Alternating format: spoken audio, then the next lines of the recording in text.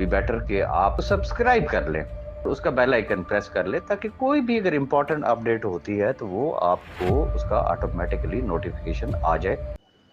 नहीं ब्रदर, ऐसी कोई बात नहीं है, खुदा न खास्ता। अपना अपना एक मेंटल लेवल है ना, अपनी अपनी एक सोच है, अपनी अपनी एक समझदारी है। वो जितनी जिसकी एक सोच होगी ना, वो उस हद तक सिर्फ बात करेगा। Question is this, Saifur Rahman Niazi को किस तरीके से बीच में से निकाला जा सकता है? सैफुर रहमान नियाजी ने हर स्टेप पे, हर जगह पे उसने ओन किया, उसने कहा आई एम रिस्पॉन्सिबल। तो ये तो इसमें कोई दो राय हो ही नहीं सकते कि he is the responsible person. अब आगे आ जाते हैं। नाम ले लो जनाब जरीना भाभी का, नाम ले लो उनके बच्चों का, और बिलखुसूस नाम ले लो तौसीफ आमिर का। तो बहुत सारे लोग ऐसे जंप लेते हैं जैसे वो पता नहीं, वो जिस चेयर पे बैठे ना तो उसके नीचे कोई पिन रखी हुई थी, कोई सुई रखी हुई थी जो उनको इतनी शदीद चुभ गई है। ये समझ से बाहर है भाई, वो नामजद मुल्जमान हैं। आप अदालत में हो, आप केस फाइट कर रहे हो। जो कानूनी जंग होती है वो कानूनी तरीके से लड़नी पड़ती है। उनकी तो स्ट्रेटेजी यही है। मुझे ये बता देना कि रुमैसा भाभी और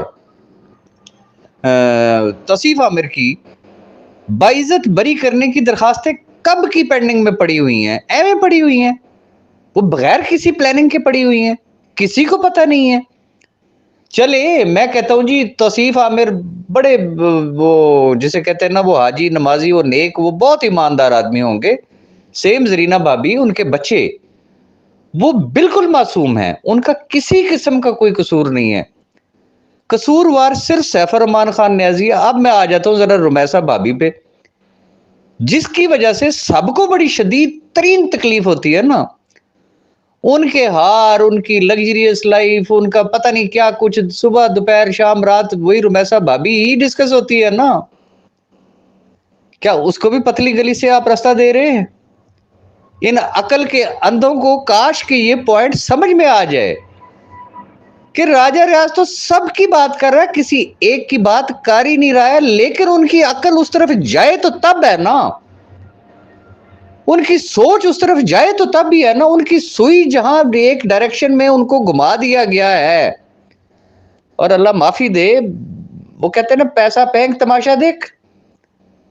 बड़ी एक सीधी सी बात है, लेकिन मैं आंखें बंद नहीं कर सकता हूं भाई।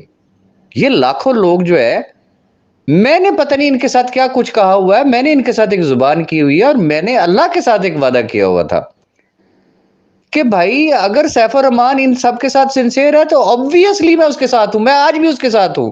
अगर वो इन लाखों खानदानों के साथ है, बाकी इनको अकोमोडेट करना चाहता है, तो फिर इससे बढ़ के और क्या चीज चाहिए है। लेकिन अगर वो नहीं है तो फिर मैं इन लाखों खानदानों के साथ खड़ा हूं, साथ खड़ा हूं तो मैं चीखे मार रहा हूं।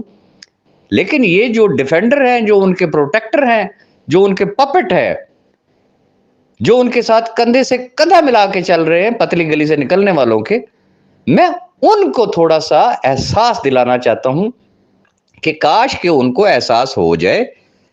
नहीं होता तो कम अज कम ये 6 लाख खानदान गवाह रहे कि राजा रियाज ने कबल अज वक्त बता दिया था। कल को राजा रियाज को कोई ये ना कहे, फिर इनसे ही पूछा जाएगा कि भाई जी ले आए हो पैसे, भिजवा दिया उसको जेल।